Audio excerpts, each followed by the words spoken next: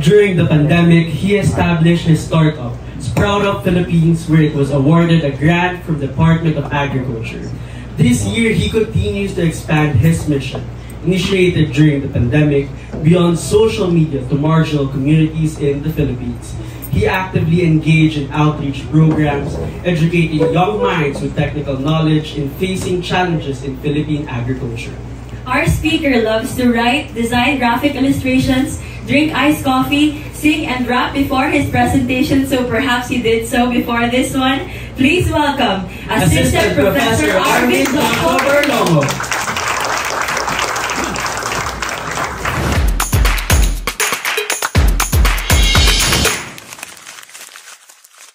Alright, good morning everyone. Thank you for that introduction, and just to correct, I'm a teaching associate currently, so meron kasing diba, yung mga assistant professor, so I'm not yet an assistant professor. Yet, joke lang. Anyways, it's such an honor to be invited here, lalo na some, or most of my students, for the past 2 years that I have been teaching here at the university are part of BISOC. Para every sem meron akong student from BISOC. And again, I want to also congratulate and also give the organization a huge congratulations for such event, and I hope that at the end of this event ay maraming matutunan yung ating mga participants. Ayan, so let us start. Ang topic ko for this event is this from seed to seedling, the growth story of Sprout Up Philippines. So Sprout Up Philippines, it is somehow an initiative that I started during the pandemic, and later we will see what is really the heart para dito sa Sprout Up Philippines. So, to start with, this is something that I always ask during my talks, lalo na kapag about agriculture, ganyan. Siguro, what is a pet peeve that you have? May mic pa ba na isa for the audience? What is a pet peeve that you have? Anyone who wants to share their pet peeve from our participants or even the resident members? Parang nakita ko na nag-smile si... Anyone who wants to share? Ayan.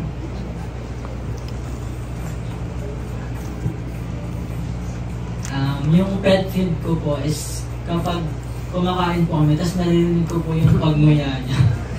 Okay, relate. Sige. Anyone pa? Sige nga. Ayun, meron sa likod. Ang aking stellar student of Aliyah. Yung mga nanonood ng malakas na video sa bus. Ay, at sa elevator. Kahapon lang, nasa elevator ako, tapos may nanonood ng TikTok.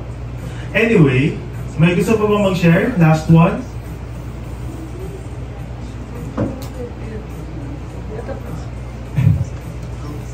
Ayun daw, meron silang tinuturo, alam, pinagkaisahan siya. Okay, for me, pag yung nagadrama ako, tapos sabihan na, mas better na yung akin, mas worse nga yung problema ko, what ka? Sad. Mas better. Anyway, sa akin naman, are you familiar with the, nandiyan ba sa slide? Ayan, yung 10-second rule, di ba? If yung mga tao, hindi nila kayang baguhin yung isang bagay, don't bring it up. Kasi diba, ayun kasi yung parang, ewan ko, lalo na sa mga other generations, being Gen Z, so, anong tawag dito? May, parang siguro pet peeve to na lahat na, uy, ang pangit ng gupit mo. Pwede ko bang ibalik yung mga buhok, yung mga gano'n na bagay? Or, uy, hala, tumaba ka. Sige, mag-jogging na agad ako. Ganyan, diba? So, parang, those are things na, that somehow irritates me. And later, as I end my presentation, malalaman nyo kung bakit ko sinabi yun. Ba't ko tinanong yung mga pet peeve nyo? Abangan. Anyway, let us go to the reality here in the Philippines. So I want to present to you some statistics that we have, and I think this is not new for people from the College of Economics and Management. When I studied Agricultural Economics 111, this is one of the first things na pinresent sa amin ng aking professor during that time, which is Ma'am Jamie Kabangbang.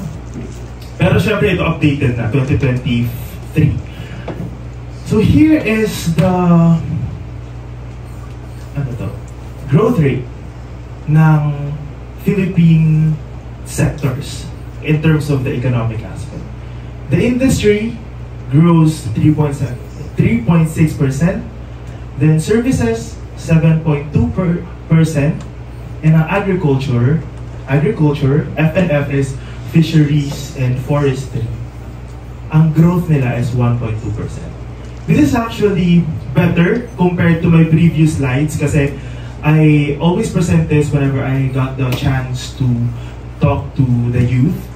And noong 2022, I think fourth quarter of 2022, ito ay negative 0.3. I don't know if nasa ayan.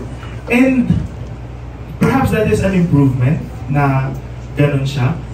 And if we will look at the contribution of the different sectors to our GDP, or our gross domestic product, we can see that agriculture is somehow here. And diba, I know that perhaps some of you have already used the term, the Philippines being an agricultural country. We always say that we are an agricultural country, but when we look at our statistics, when we look at our economics, it is telling us otherwise. That our gross domestic product is actually a service-driven industry. Imagine 18.6% is from the service industry. And agriculture, forestry, and fishing, all of those three industries only contributes 8.6%. Although that is, I think, a good percentage pa rin. Pero when we talk about being an agricultural country, I think we are not an agricultural country. We are not an agriculture-driven country. And that goes with a lot of mga factors. Katulad na, syempre, government support, the way that we support our farmers, yung mga ganun na bagay. And of course, education. That is why, whenever I got the chance, or whenever na nai-invite ako sa mga talks like this, about agriculture, about encouraging the youth, I always go. Ayun, sabi kanina ni Penelope, sabi niya, ano tawag ito, yes lang daw ako ng yes. Because if something is within my core values, or if something is within the mission that I have, I will say yes to it. So, ayun nga, yung sa GDP natin, ano lang to, definition, total value of all goods and services produced in an economy. So that is somehow alarming. And perhaps this statistics is one of the reasons why, according to the United States AID, agricultural workers in the Philippines typically fall within the age of 57 to 59 years old. Ang meaning lang nun ay tumatanda na yung ating mga farmers. And the implication is that less and less youth are being encouraged to go to the agricultural sector. A significant number of young Filipinos do not consider pursuing a profession in agriculture to be financially rewarding. Kasi unang-una, let us be practical, with the increasing prices here in our country, we need money. No, hindi naman, this is something that I've learned then throughout my master's journey, na hindi pwedeng, meron akong friend na lalo niya sinasabi, Arvin ako kasi sa friends ko. Josh ako sa mga students. Anong tawag dito? Hindi naman pwedeng passion lang. Lagi niya sinasabi sa akin, you must be also practical. So I got to balance passion and also practicality during my masters. So ayun yung na-realize. So sabi ko, nga no, if we will look at the Philippines kasi, yung mga bata, and whenever I talk, kasi I got to talk, mamaya, meron akong mga ipapakita mga talks ko. Whenever I talk, I always ask this, who among here ngayon ang naiisip na, wow, gusto ko maging agriculturist in the future. And most of the time, walang nagre-raise. And hindi most of the time, every time, walang nagre-raise ng hands sa mga youth. And these are youth na mga high school students, ganyan. And that is a reflection of this. Na paunti na paunti yung mga kabataan natin na gustong maging agriculturist or na merong heart to be a farmer. And next slide. Sige, mamaya. So ito, I will just give you some background of what I did before and during the pandemic. Ayan. So I started here at the university 2018. So batch 2018 ako. Then I was admitted as BS Agricultural Biotechnology. Tapos during that time, that was my first choice sa UPCAT first choice ko yun. Tapos, when I experienced courses ng agriculture, like Agri 31, Agri 21, 22, na-realize ko na parang mas gusto ko yung like practical stuff, yung laging lumalabas, yung may mga laboratory activities. That is something that na-enjoy ko talaga noong ako ay nandito. So, when I was in second year, actually 2020 na ito. Ay, hindi, joke lang. Dito pala yan. I decided na nung mid-year, parang gusto ko mag-shift sa BS Agriculture. And when I entered UP, nung pinakauna kong narinig, na sabi nila, meron daw isang student na nakagraduate na 3.5 years. Sabi ko, pwede pala yun, kaya pala yun. Sabi kong ganyan. So, ako, ginawa ko objective yun. Sabi kong ganyan. Parang halos every week nagpaplano ako. Yung plan of coursework every week, ganyan. Ano kaya magandang kunin na course? Ganun. Tapos, when I decided to shift to agriculture, ayun yung isa sa mga nasa isip ko. Sabi kong ganyan, kaya ko pa kayang gumraduate noon. Pero, during that time, sabi ko, kung feeling ko mas magugustuhan ko naman yung mga ganap sa agriculture. Kasi as an extrovert, sabi kong gano'n, hindi ko kaya na nasa laboratory lang ako. Kasi ang agri-biotechnology, more on sa lab lang yan. Tapos, although may mga travel naman, pero most of the time, nasa lab. Tapos, ayun, sabi ko, parang gusto ko yung laging lumalabas. And during that time, sabi kong gano'n, sana hindi ko siya pagsisihan. And ngayon, looking back, this is something that I really don't regret, na nag-shift ako to BS Agriculture. To BS Agriculture. Tapos, that same semester, 2019, second year, I was hired sa isang local company, which is Green Options PH. During that time, ang work ko is on vlogging and blogging. So, I'm a writer and I'm also creating videos for them. Ayan. Tapos, nag-shift na ako ng 2020. Starting the year, nakakatawa, I still remember, yung interview ko sa college namin ay January 7. Birthday ko ng January 6. So, sabi ko sa college secretary namin, birthday gift nyo na po. Sabi ko meron sa akin.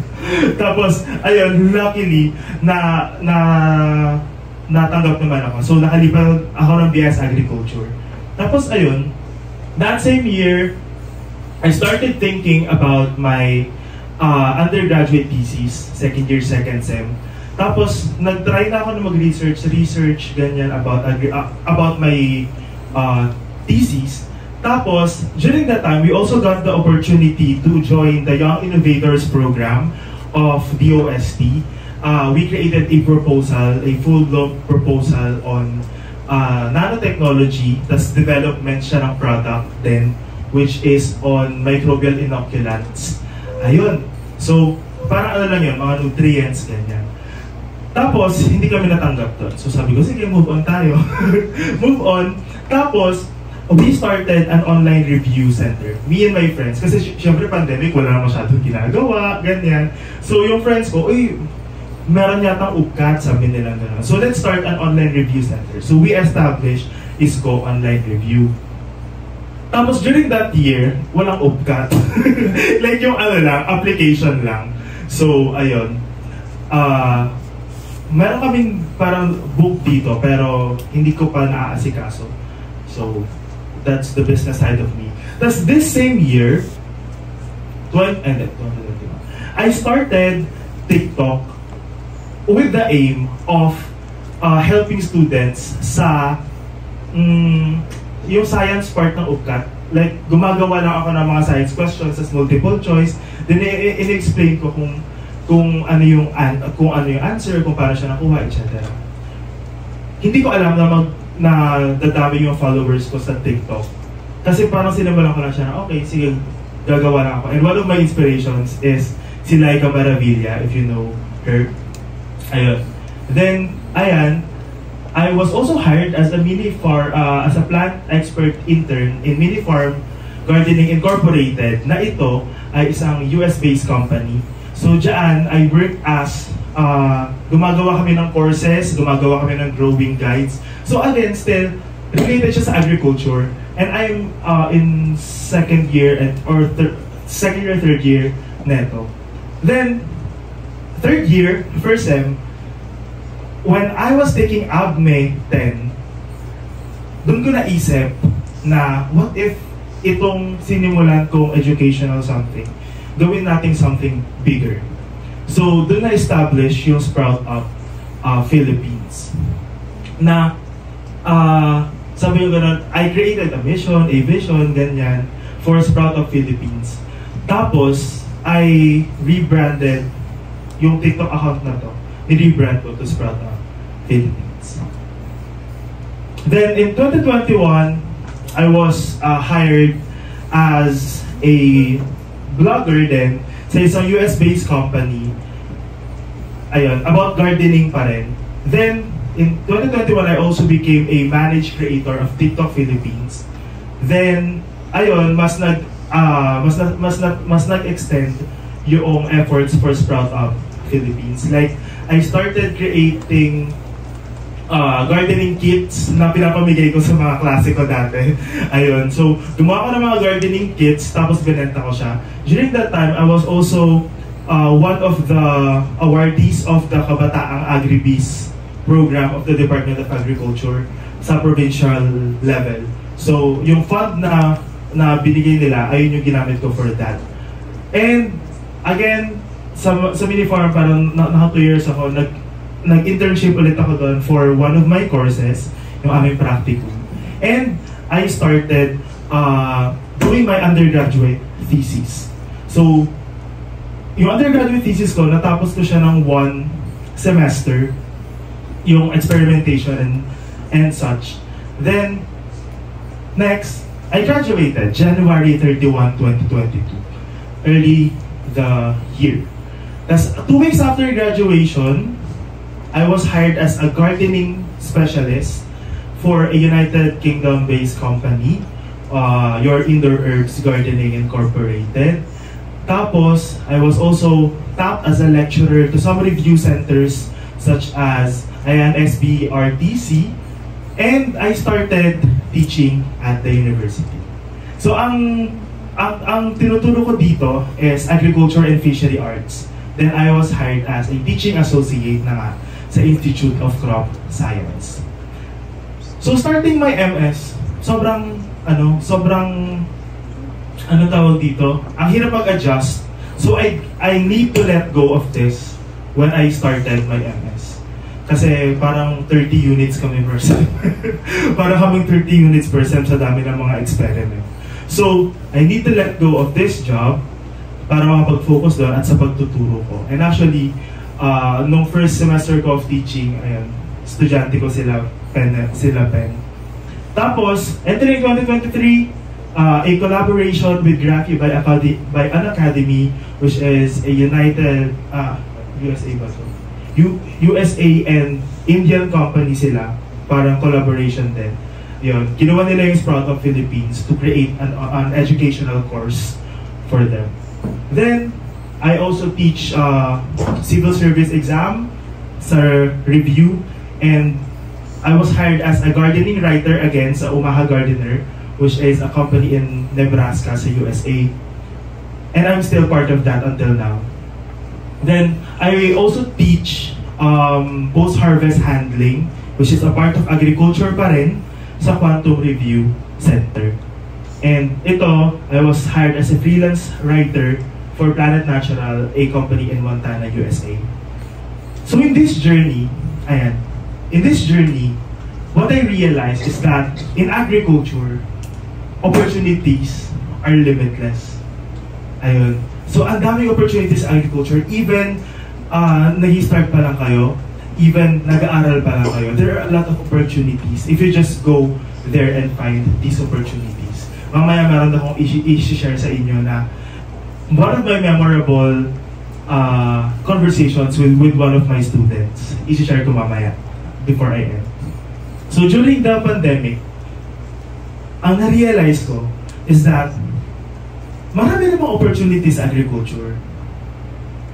But then, ang onte ng mga youth na gusto mag-agriculture.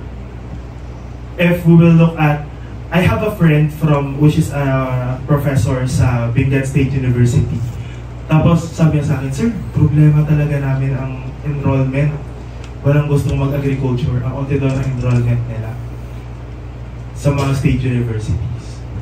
And sabi ko, sige kuya, someday, i-try natin na mag-partnership tayo na mag-encourage ng youth sa agriculture.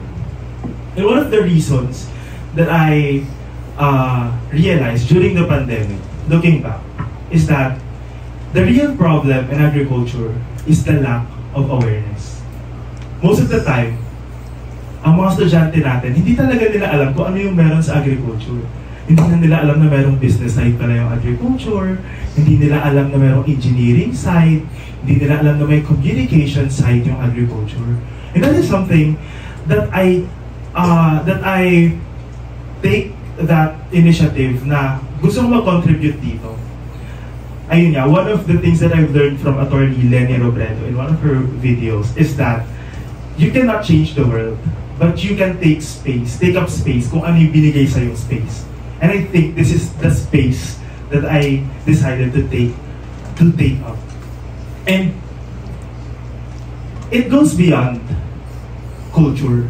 Imagine, sige nga, paano nyo i-describe ang isang farmer, ang isang agriculturist? Paano nyo nakita ang agriculturist growing up? Anyone?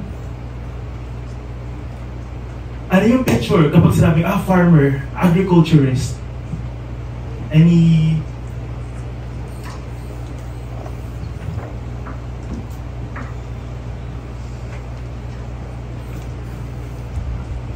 Hello po. Siguro po naka-white na parang 3/4 and then nakasarong. Gusto ko yung fashion talaga. Outfit check! Okay, tama. Naka-white. What else?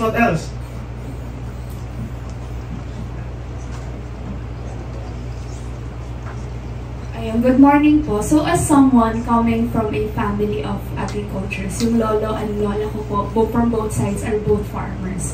So parang lagi ko pong nakikita, since nung bata po ako, lagi po kami pumupunta dun sa farm ng lolo ko, dun po sa lupa nila.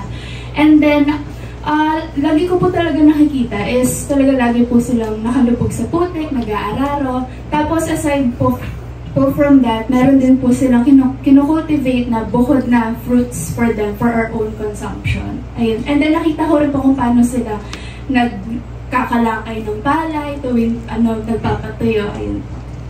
Okay. Nice. So meron tayong through experience, tapos yung fashion statement ng mga farmers. ng mga farmers natin. What else? Anong meron sa nila? Sa fashion nila? Ano yung karaniwang nakikita niyo sa mga textbooks? May gusto si ate na naka-orange. Ikaw ate, huwag kang tumingin sa likod. Joke lang. Participant. Wait lang. Ano po, sadly, nakikita natin yung mga farmers sa textbooks as mahirap or illiterate minsan, yung mga sabi nila sa mga textbook. I don't know if nakita niyo po yun, yung nag-viral siya during the pandemic na yung mga farmers daw, sila yung madaming anak na hindi nakakapag think yun yung misconception sa mga farmers. Kasi for me, hanggang ngayon, kino-convince ko pa yung parents ko na nasa tamang landas ako to pursue agriculture. Ganun. Okay. Wow! Sana ba convince mo sila? Meron pa ito gusto mag-decide sa likod. Pagbigyan natin sila. Yes, ikaw na yan.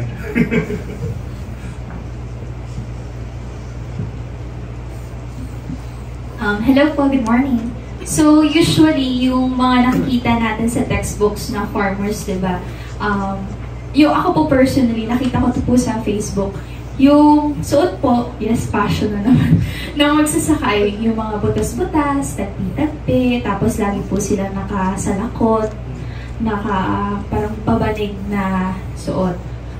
Yun po yung laging portrayal ng magsasaka. Tapos, sa mga documentary din po na napapanood ko, nakakalungkot kasi sila po yung nagtatanim. Pero, sila pa po talaga yung walang makain. Ayun po. Exactly. And gusto ko yung fact na sinabi niya na nakikita ko pa sa textbook, tas Facebook pa rin. Yung reference niya. Joke lang. Anyway, ayun. So, nakakalungkot, no? Na it goes beyond our culture that we are even romanticizing kung ano yung mga nararanasan ng mga farmers natin. We even have a song about them. Magtanim ay hindi biro. So if you are a child, tapos, ganun yung kinakanta mo, magtanim ay biro, maghapon na kayo po. Sino ba kasi nag-compose? Joke lang. That's good na we are honoring them. But then, most of the time, yung ganon, ang nagiging epekto niya, yung portrayal niya na, okay, sobrang sipag naman yan. Kapag bata ka, syempre, ang gusto mong, gusto ko yung nakatayo dun sa harap ng mga building. Diba? And that is something na even in our textbooks nga, ayun siya. Kapag kunwari, diba noong elementary or preschool, merong yung tawag dito, fill in the blanks yung mga letter, farmer. Tapos ang picture na nandun ay, yun nga, sinabi kanina, gutay-gutay yung damit, laging, naka-white, naka-white na t-shirt, tas nakalubog sa putik. Alam niyo yun, so parang, kapag yung mga bata, ayun yung nakikita, parang ang initial natin, ayoko yan. Kasi mahirap siya. So it has a lot of issues around it. It goes dun nga sa government support. And even us, looking at them, na farmers,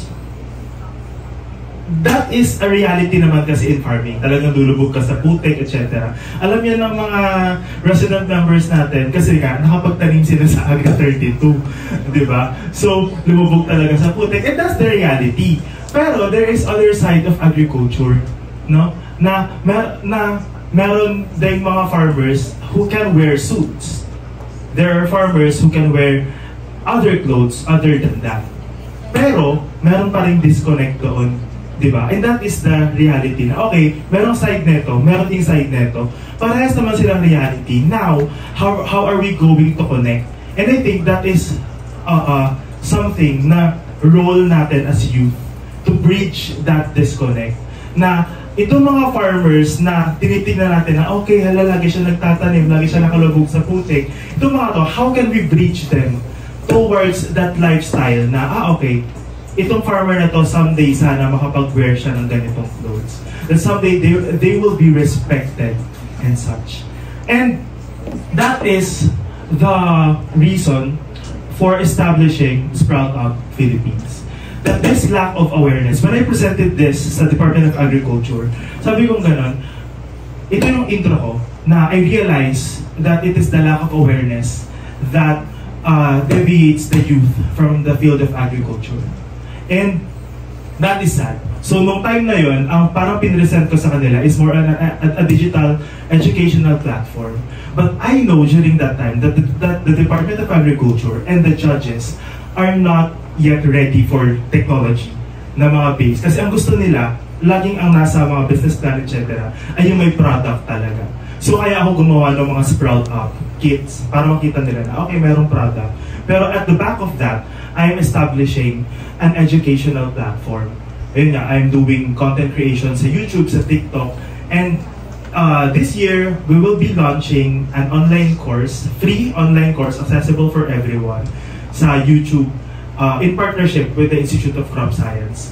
So, ayun. Slowly, we are putting agriculture doon sa harap. Kasi tingin ko sa perspective ng mga youth, hindi nila priority yun. Pero when we let them know na okay, ang agriculture, kapag wala iyan, wala kayong kakainin araw-araw. If we establish that fact, yung food security, food accessibility, and utilization, ayun, it can encourage more to be, it can encourage more individuals na pumunta sa field ng agriculture. So, ayan, ito yung naging mission ng Sprout of Philippines, to elevate interest in agricultural concepts among the Filipino citizens, especially the youth, by empowering them through educational content creation and encouraging agricultural practice.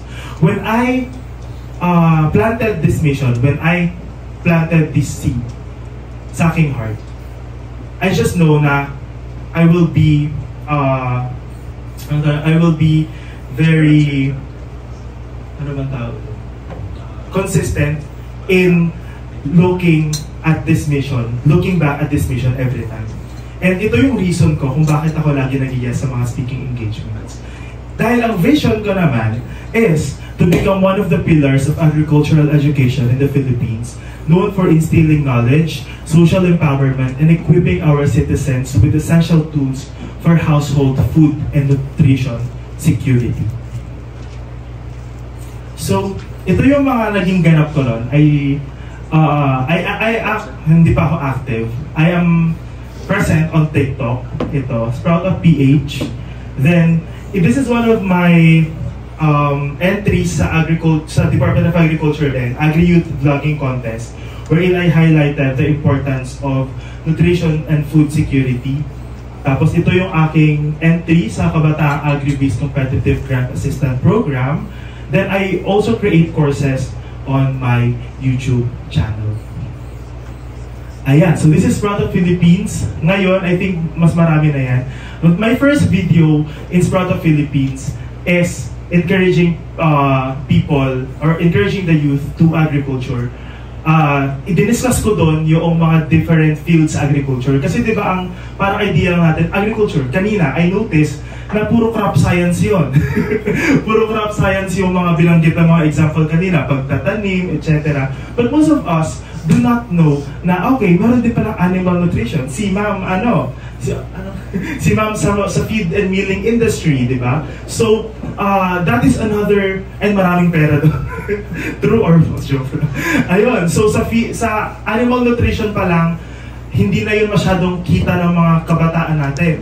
So kaya ang daming ansay. Ang daming nag-major ng ansay. Animal nutrition, meron ding mga extension and communication. So these are things na hindi alam ng mga tao. Kaya ayun yung tinatry natin ilagay sa social media. The reason why I chose social media is that we know as youth na tayo, lagi tayo nasa social media. Social media is somehow life. Ayun. So dahil nandun yung youth, let's go to those platforms in order for us to reach the next generation. So ayan, this is one of the courses that I am currently creating, which is on hydroponics. And there are a lot of technologies then na available or na dinidevelop sa agriculture na hindi masyado nako-communicate na ito pala pwede itong gawing business idea or pwede itong gawing business ng mga youth, etc. And most of my batchmates sa Kabataang Agri-Biz, maraming nag-business ng hydroponics. I even have one friend, I don't know if you know her, Urban Farmer TV. So, she is, batch 2019 siya. Then, she started a digital platform on agriculture. Para siyang ganito. Pero, ang target audience niya kasi ay other countries. So, she's going worldwide. Just recently, noong April, she competed for a grant prize sa Australia. And she got the People's Choice Award.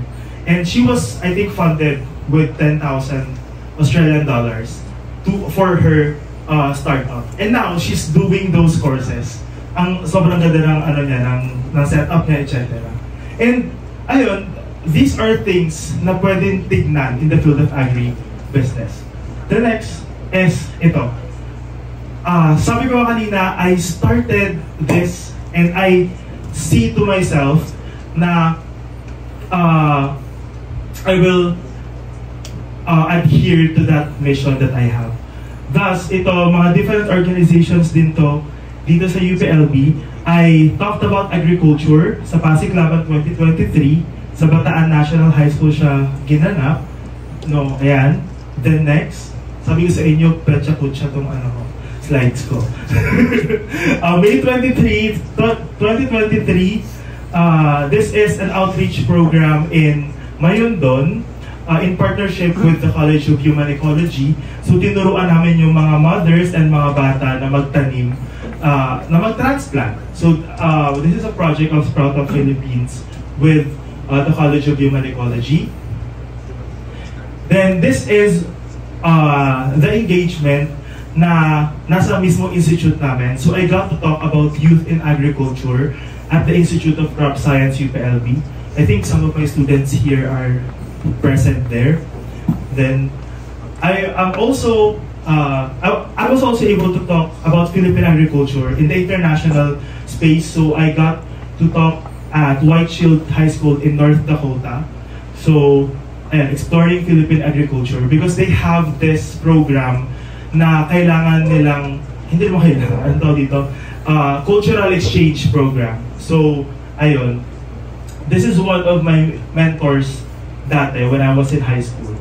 So, siya yung nag-i-invite sa akin to those speaking engagement. Last January, through the UP Isabela Society, ayan, I was able to talk about agriculture again. Ito mga high school student and there were around 700 na mga participants. So I took that as really a challenge sa akin to encourage them towards agriculture. Kasi ito yung mga bata na sa grade 7, 8, 9, 10. So as early as that, it's good that we introduce agriculture to them. Kasi sa akin dati, wala akong masyadong idea or access sa mga information na yan. So next, ayan, Sprout Up Talk sa Laguna Science Integrated High School last March 4. So I talked about my Sprout Up journey as well. Ayan. Next. Ito naman sa UP Rural High School, just March din. Kaya, ayan sinasabi nila, salita daw ako ng salita. Talk daw ako ng talk. Ayan, sa UP Rural High School naman, about agriculture pa rin.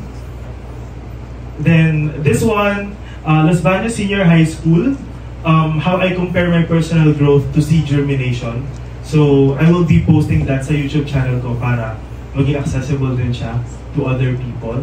Then ito, last April lang, Palaisipan 2024, it is also a national competition by 4 organizations. Tapos, ayun, I got to talk about agriculture and food security, which is, ayun nga, sabi ko, it is one of the major missions of Sprout Up Philippines. April 28, this is with solo parents of Barangay San Antonio.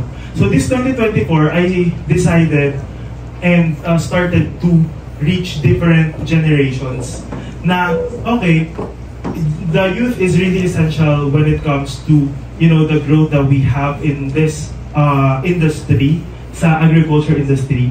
But then we also have to bridge them with other generations. Say for example, ito nga, solo parents. And someday, we are hoping that we will have the opportunity to partner with them. We empower them with agricultural techniques. Then someday, I hope na pwede namin silang kunin as guest speakers naman to empower the youth in agriculture. So it's about bridging generations together. Next is, ito naman, this is with the PWD Federation of Barangay San Antonio in partnership with the College of Human Ecology again. So this is product ideas. So it's more on the marketing side. I took marketing in my master's as my cognate Kasi sabi ko, agriculture, it's really highly scientific. So if we bridge them with business, management, and entrepreneurship, we can reach the people. Kasi hindi naman pwedeng puro research lang tayo, because we need to know and we need to acknowledge that the end users of those ay yung mga tao. So we need to have the ability para i-transfer siya sa society. So, ayun. And I also got to speak in 3 graduations last May 28, 29, and 30. And that is right after my master's thesis defense. Pagkatapos biyahe agad ako ng Pangasinan. And during that time, parang sabi ko, kaya ko bang mag-share dito about agriculture? Kasi graduation to eh. So dapat i-encourage ko sila. And yung theme is about building the youth for the new Philippines, yung bagong Pilipinas daw. So I thought that na we cannot have that new Philippines if we will not have agents of change sa agriculture. So ayun. And ayan. In 2023, I also launched the Sprout Up movement. And this movement, sabi kong ganun, di ba parang puro yung Sprout Up Philippines, puro ako. Sabi ko, I cannot do this movement alone. Thus, in 2023, I started the Sprout Up movement, which aims to rebrand agriculture by involving people who are already involved in agriculture. So this features the stories of different individuals. Next slide. Ayan. So, I think some of the people here are from the College of Economics and Management then. So, it features different stories from different individuals on ano yung nag-i-inspire sa kanila for agriculture. Next. Ayan. So, it's a social media movement. Yung mga contents nila, pinapost natin sa social media. And just last April, I started the Sprout Up Philippines online magazine. Because when I started this movement, sabi ko, hindi naman lahat ng tao ay gusto na mag-video at magsalita sa video. So I also opened submissions for articles where they can also share their stories through writing. So ayun, in-start natin yung social online magazine. And the long-term goal of this, we all know na in social media, there is revenue, right? Mayroong monetization na mga path, etc. So, my long-term goal is to have this Sprout Up educational aid. When I started teaching, I experienced or I heard stories na, sir, hindi ako makapasok ngayon kasi need ko mag-stay dito sa amin kasi wala pa akong allowance. And I even hear stories from some of my friends from CLSU na ayun yung parang problem nila. Sabi nila ang gastos daw ng thesis, ang gastos daw ng online class kasi sila yung bibili ng mga materials nila, ganyan. So, sabi kong ganon, the long-term goal of this movement, kapag ito ay na-monetize na, is to also help people who are involved in the agricultural space. Thus, I want to launch this Sprout Up educational aid na makatulong sa mga students natin who are taking agriculture-related courses. So, ito, just to rebrand agriculture, hindi ko na siya i-discuss isa-isa. Ito yung mga different fields na meron sa agriculture. And these are different fields na pwedeng puntahan ng mga youth. So, I hope that some of you, some of you will also share this to other people. Most especially to people who are younger than you. So yeah, just to end, ano ba yung agri-pet peeves ko?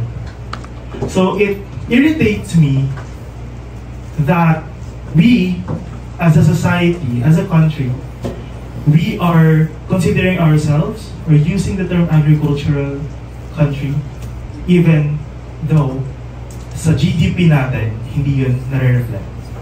It irritates me that there are less and less youth who have that initiative na I want to be involved in the agriculture sector.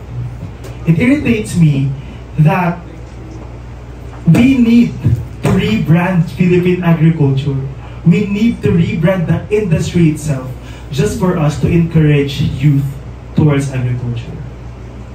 And it irritates me that our farmers are not well supported. These are problems. And the 10-second rule, you know what? In agriculture, we do not have that 10-second rule. We do not need to wait for 10 seconds. We do not need to wait for 10 weeks, 10 months, 10 years in order for us to act. You being here in this competition, I hope that you can take your part. You can also take your space in the agribusiness field.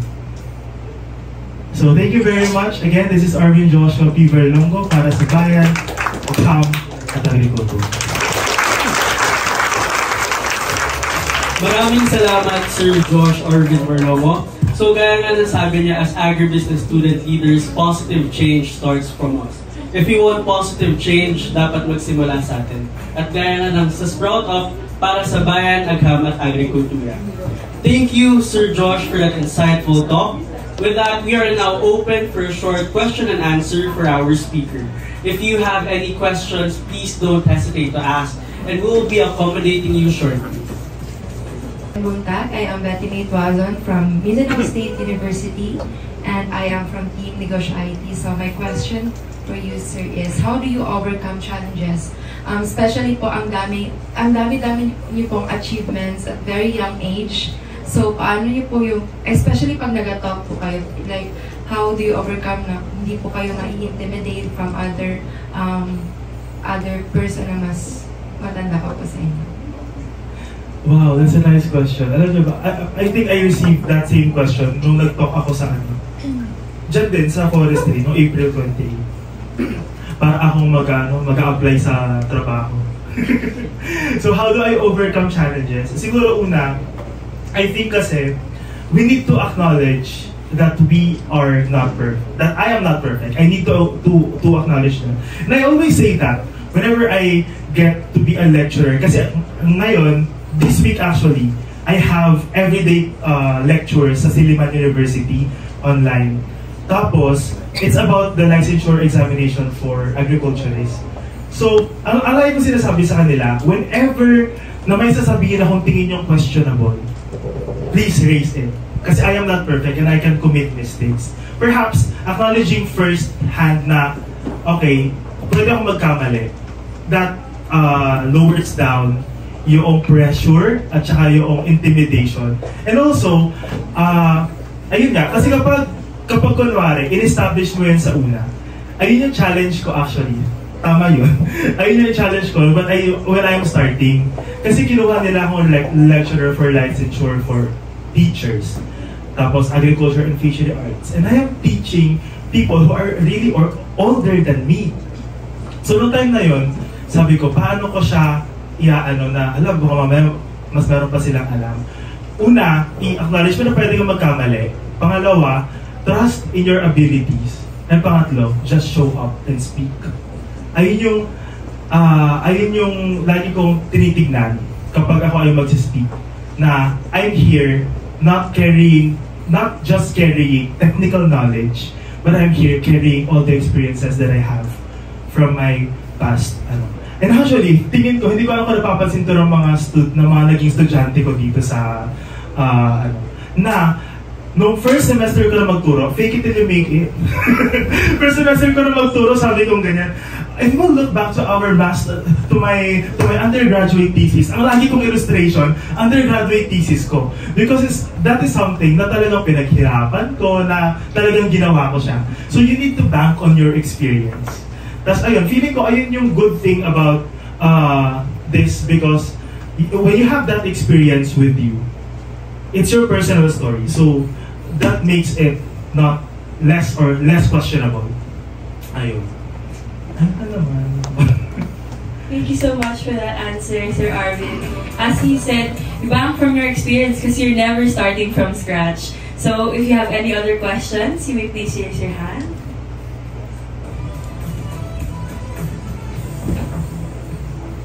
Ahlan wa sahlan. everyone. Good morning to each and everyone. Good morning, sir. So agriculture has been my choice since high school, but sadly some people says otherwise. They think that agriculture has no future, and as much as possible in my community, hindi sila masyadong hindi ganun ka broad yung knowledge nila when it comes to agriculture. And same to you, sir, I have the same goal. I want to be the voice of the youth with regards to agriculture. So my question will be, what strategies can you give me, sir, or advice that you can say to me when it comes to linkage to people that have authority pero hindi nila yun na-utilize na ibigay sa amin ng mga youth who wish to provide those insights sa mga kabataan ngayon. Thank you. So let's evaluate the alternatives. Joke lang. Anong tawag dyan? Just speak if you have the platform. Ayan, hindi ko pala hindi ko nasabi kanina yung, sige mamaya. Ayun kasi yung karaniwang ganap ngayon, na the youth, bata ka lang. Di ba laging ganap? And it is somehow a challenge for us na lagi na lang tayo yung parang sige na. Diba? So, I encourage you na even with or without the platform, do your goal.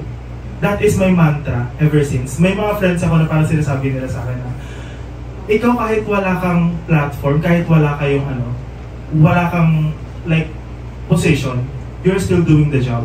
And that is the reason why I still speak, I still do little things even on my own. I still do this, even yung mga small tasks lang. Say for example, editing a 15-minute video, 15 seconds video, yung mga ganun. Kasi know that those things that you do in your private life, artista, small things that you are doing, someday it will have a great impact. Hindi naman ako nag-start na meron na akong platform eh. When I started, nasa social media na, o kaya sa mga project lang. And yung reach ko, even up to now, hindi siya ganun ka-broad. Ang starting ko is mga sa story lang, ganyan. Tapos from that, may mga nagre-reply sa akin na mga dati kong teacher na parang sinasabi nila, tuloy mo yan. You still have that platform. You have your own platform, lalo na in the advent of technology. Meron kang platform. So, by just sharing what agriculture really is, etc., I think magkakaroon ka ng platform for that. And you just need to patiently wait for that na talaga. Na, alam mo yun, yung platform na platform talaga. So, yun. May follow-up question ko. Thank you for that, sir. As sir said, you always have your platform and you have your own influence with the people around you and the people closest to you. So we would entertain one last question for Sir Arvin. So if you have any questions, please raise your hand. Hi. Actually, genuine question na po to, but I really just wanted to commend your inspirational talk earlier. Hindi talaga ako naka-draft ng questions kasi it's all about your personal journey and personal growth. So I could relate to that even though I'm not an agriculture student. I'm an information technology student for the information of everyone. So ayun, the question that I have in mind is that how would technology would integrate into agriculture as an information technology student? Would there be any advices for us students who are not only inclined in the agriculture but also inclined in these technological advancements that we have right now? Yeah. Actually, just last March 2023, I got to meet someone from the Technological University of the Philippines. Siya naman ay computer engineering. So, in the technology space, it is not a secret that the way forward is technology. Hindi natin maaalis ang technology. All of the platforms that we have now, they are all pointing to technology. Even schools are going to technology. And that is something that I also see myself going into, to the educational technology industry with specialization in agricultural education. Wow, gumawa ng sariling course.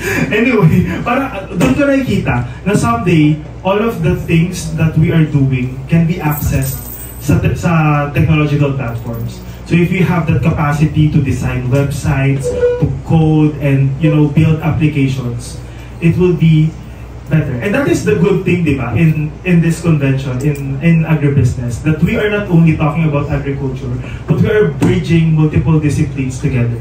And I commend you I also commend you for being here.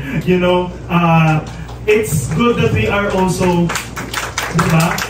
It's good that we are also including other people from other specializations or other fields. Kasi ayun yung na-realize ko sa agriculture eh. Sabi ko, ang agriculture, it cannot stand alone. The projects that we have sa aming institute, most of them are in partnership with nutrition students, are in partnership with DevCom students, etc.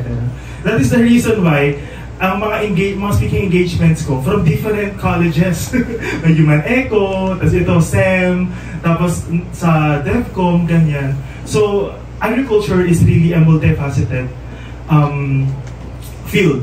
End to end, ayun ba yung last question?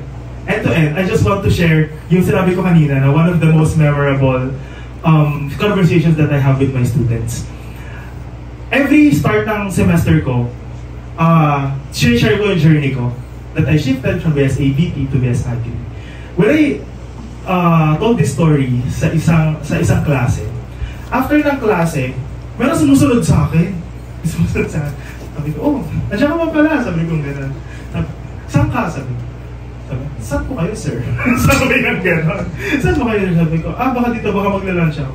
Sige po, sama ako. Sabi. Tapos, parang, during that conversation, sabi kong gano'n, ano kayang neto? Like, magkakonsult ba siya or what? Tapos, biglang sabi niya, sir, nung pong rinig ko yung yung story niyo, nagkaroon daw siya ng idea to shift kasi BS-ABT din siya. BS-ABT rin siya. Tapos gusto niya mag-shift sa agri. Tapos parang sabi sa akin, sir, saan po ba mas maraming opportunities? Sabi niya. At ito ang sabi ko sa kanila, as business people, feel ko alam niyo to. Sabi ko sa kanya, you know what? Opportunities will always be there. Opportunities sa ating SWOT analysis ay external factors, right? So these are external factors that you cannot control. Ano ang makakontrol mo? Yung strength and weaknesses. So you need to empower yourself. You do not need to chase opportunities, but by empowering yourself, by empowering you and equipping yourself with tools, knowledge, etc. that you can use, let those opportunities chase you. So, ayan, just the end. Thank you.